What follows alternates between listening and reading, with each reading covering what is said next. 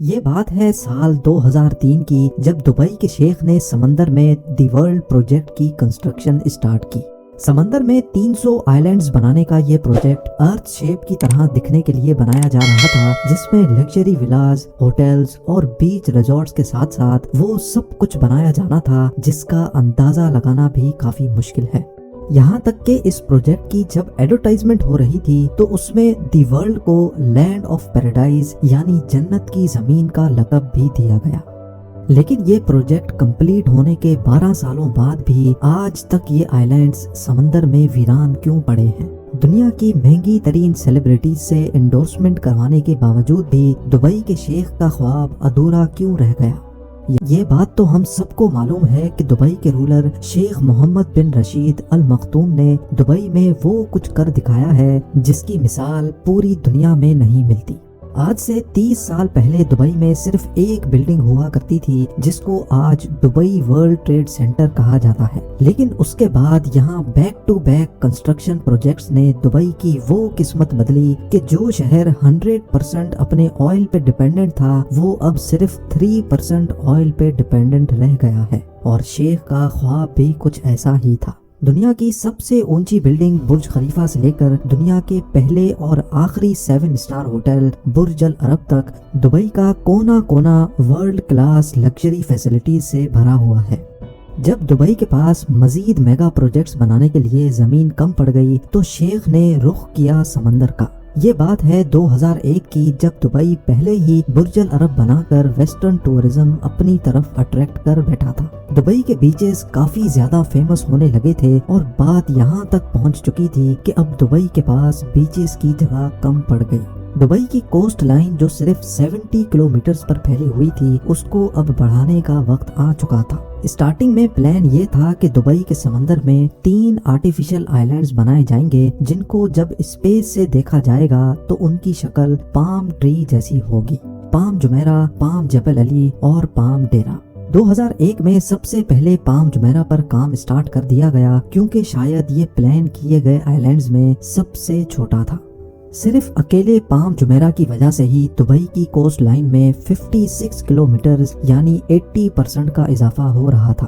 Coast line بڑھانے کا یہ آئیڈیا دبئی کے شیخ کو اتنا بھا گیا کہ پام جمیرہ کی کنسٹرکشن کمپلیٹ ہونے سے پہلے ہی پام جبل علی اور پام ڈیرا پر بھی کام اسٹارٹ کر دیا گیا۔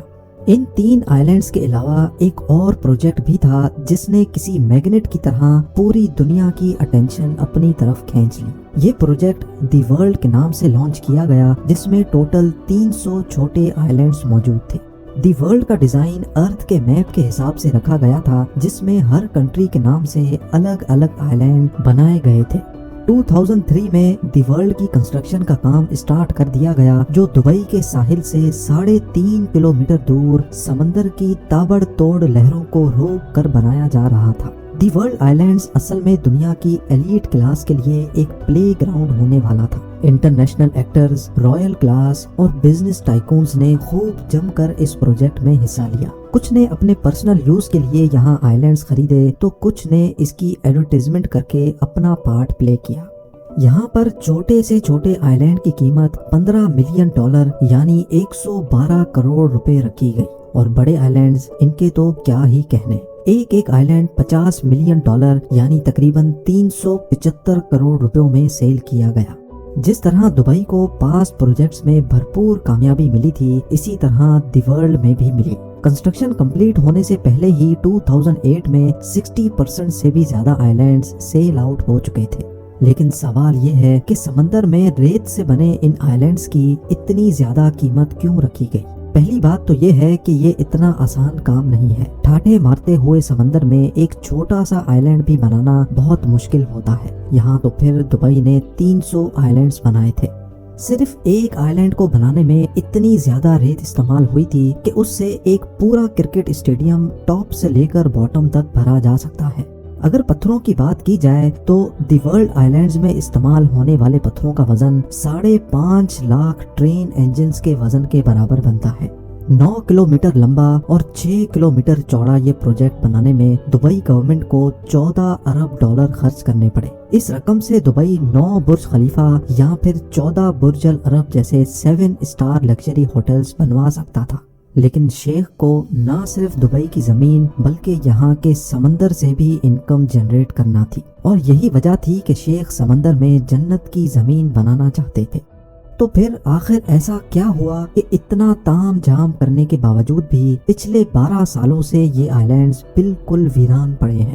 دی ورلڈ آئیلینڈز کے فیلئر میں سب سے پہلا ریزن اس کا ڈیزائن ہے۔ سب کو یہی امید تھی کہ پروجیکٹ کا ڈیزائن ارتھ کے میپ کے حساب سے بنایا جائے گا، لیکن پروجیکٹ کمپلیٹ ہونے کے بعد معلوم پڑا کہ یہ ارتھ کے ڈیزائن سے کافی زیادہ الگ ہے۔ زیادہ تر آئیلینڈز کی شیپ ایکچوئل کنٹریز کی شیپ سے کافی مختلف تھیں، جس سے انویسٹرز کو کافی زیادہ ڈس اپوائنٹمنٹ ہوئی۔ لیکن صرف ڈیزائن کا چینج ہونا ہی دی ورلڈ کی ناکامی کا ریزن نہیں تھا۔ 2008 میں دی ورلڈ کی لانچ رکھی گئی، جس میں پورے دبئی کو فائر ورکس سے چمکا دیا گیا تھا۔ جتنا پیسہ اس لانچ ایونٹ میں بہایا گیا وہ سارا کا سارا بے مقصد ثابت ہوا، کیونکہ یہ وہ وقت تھا جب پوری دنیا کو گلوبل فائنینشیل کرائسس نے گھیر رکھا تھا۔ دی ورلڈ کے 60% آئیلینڈز اس فائنینشیل کرائسس سے پہلے ہی سیل ہو چکے تھے، اور اس کرائسس کی وجہ سے نہ صرف ورلڈ آئیلینڈز بلکہ پورے دبئی کی پراپرٹیز کے ریٹس زمین پر آ گرے۔ فائنینشیل کرائسس کی وجہ سے جن ایلیٹس نے یہ آئیلینڈز خرید رکھے تھے، انہوں نے بھی یہاں کنسٹرکشن کا کام نہیں کروایا۔ وقت گزرتا گیا اور اسی دوران ایک اور مسئلہ کھڑا ہو گیا۔ خالی پڑے آئیلینڈز آہستہ آہستہ سمندر کی نظر ہونے لگے۔ یہ نوٹس کیا گیا کہ کئی آئیلینڈز ایروجن کی وجہ سے سمندر کے نیچے جا چکے ہیں۔ یہ خبر جہاں اپنے طور پہ کافی ڈینجرس تھی، وہیں میڈیا کوریج نے لوگوں کا اس پروجیکٹ پر ٹرسٹ مزید کم کر دیا۔ اس کا نتیجہ یہ ہوا کہ گلوبل فائنینشیل کرائسس ختم ہونے کے بعد دبئی کے دوسرے ایریاز میں تو بزنس واپس لوٹ آیا، لیکن ورلڈ آئیلینڈز پر ایروجن کے ڈر سے کسی نے بھی اپنی قسمت نہیں آزمائی۔ انجینئرز اور ریسرچ ٹیم نے جب آئیلینڈ ایروجن کو انویسٹیگیٹ کیا تو ایک اور خوفناک معاملہ ابھر کر سامنے آ گیا۔ پام جمیرہ، پام جبل علی اور پام ڈیرا کے ساتھ ساتھ ورلڈ آئیلینڈز کی کنسٹرکشن میں استعمال ہونے والی ریت پرشین گلف کے سمندر سے ہی ڈریجر کے ذریعے نکال کر آئیلینڈ سائٹ پر ڈمپ کی جاتی تھی۔ جن شیلو واٹرز میں سے ریت نکالی گئی تھی، وہاں پانی کا دباؤ بڑھ گیا، جس کی وجہ سے سمندر کی ویوز میں کافی چینجز نوٹس کی گئی۔ ویوز میں چینجز کی وجہ سے نہ صرف آرٹیفیشل آئیلینڈز بلکہ پورے دبئی کی کوسٹ لائن میں ایروجن دیکھی گئی۔ یہ سیٹلائٹ فوٹیج 2002 کی ہے، جب صرف پام جمیرہ بنایا گیا تھا۔ اس فوٹیج میں دبئی کی کوسٹ لائن کو غور سے دیکھیں، جو کہ آلموسٹ اسٹریٹ لائن میں نظر آ رہی ہے۔ اب غور کریں اس فوٹیج پر جو 2008 کی ہے، جب باقی تمام آئیلینڈز بھی بنائے جا چکے تھے۔ اس میں صاف صاف دیکھا جا سکتا ہے کہ دبئی کی اپنی کوسٹ لائن جگہ جگہ سے ایروڈ ہو رہی ہے، اور اس کو روکنے کے لیے کئی جگہ پر آرٹیفیشل والز بھی کھڑی کی گئی ہیں۔ آرٹیفیشل آئیلینڈز بنانے، دبئی کی کوسٹ لائن کو ڈبل ٹرپل کرنے اور نیچر سے کھیلنے کا عمل اب دبئی پر الٹا وار کرنے پر تلا ہے۔ اس معاملے نے انویسٹرز، بزنس ٹائکونز اور سیلیبریٹیز کے ٹرسٹ لیول کو اتنی ٹھوس پہنچائی کہ دبئی گورنمنٹ نے تمام آئیلینڈ پروجیکٹس پر فوراً کام رکوا دیا۔ بات یہاں تک پہنچ گئی کہ دبئی کو پام جبل علی کے انویسٹرز کو ری فنڈ کرنا پڑا اور پام ڈیرا کے پروجیکٹ کو آدھے میں ہی چھوڑنا پڑا۔ بے شک پرائیویٹ آئیلینڈ کا اپنا ہی چارم ہے، لیکن جو لگژری ورلڈ آئیلینڈز میں انجوائے کی جا سکتی ہے وہ پام جمیرہ پر آلریڈی لوگ کر رہے ہیں۔ آخرکار یہ دبئی کا پہلا آرٹیفیشل آئیلینڈ پروجیکٹ ہے جو بھرپور کامیاب ہوا۔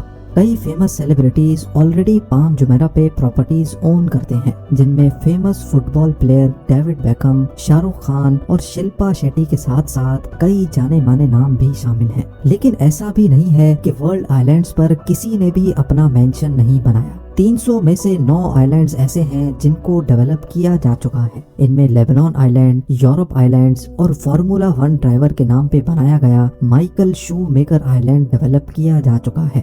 باقی تمام 291 آئیلینڈز ابھی تک خالی پڑے ہیں اور آہستہ آہستہ سمندر کی نظر ہوتے جا رہے ہیں۔